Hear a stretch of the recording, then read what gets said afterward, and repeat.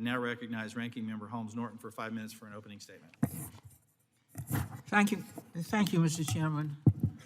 I'd like to thank Subcommittee Chair Rick Crawford for holding this hearing on the implementation of the Infrastructure Investment and Jobs Act.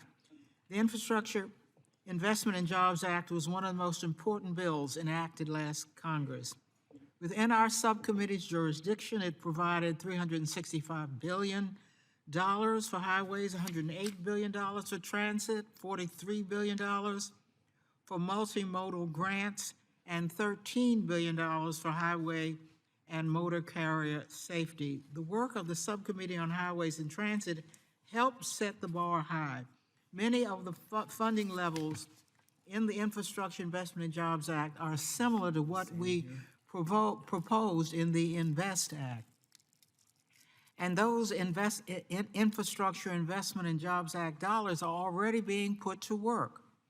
In my district, the Biden-Harris administration has announced the award of nearly $10 million for the District of Columbia Department of Transportation to buy zero-emission buses for the DC circulator fleet.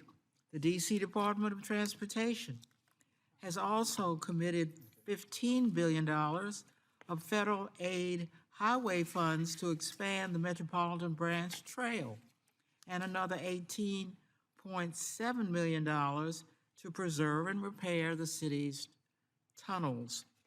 That data is courtesy of the Highway Dashboard created by the American Road and Transportation Builders Association. And I look forward to hearing testimony from their witness today, Paula Hammond. The Infrastructure Investment and Jobs Act isn't a DC-specific success story, as the Highway Dashboard shows. Projects are on the ground all across the country right now. The Infrastructure Investment and Jobs Act will benefit communities large and small, urban and rural. It will support private sector businesses like the ones many of our witnesses today represent, and public sector transportation departments and transit agencies. It makes meaningful investments in our workers, creating new allowances for states to invest in apprenticeships, on job training, and partnerships with community colleges and vocational schools.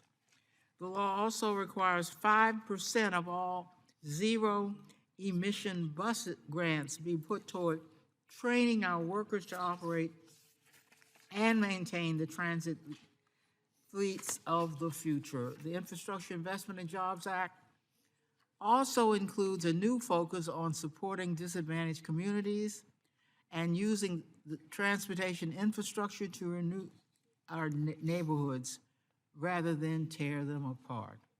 The law can help us start addressing some of the greatest challenges: the threat of climate change, the needs to strengthen our economy and supply chain, and the responsibility that we have to build a transportation system that works for all. I know many members on the other side of the aisle did not support the bill, but as we will hear today, the benefits of the Infrastructure Investment and Jobs Act are going to all communities, no matter their political leanings. I look forward to hearing from our witnesses today and working together to oversee this important law. Thank you, Mr. Chairman.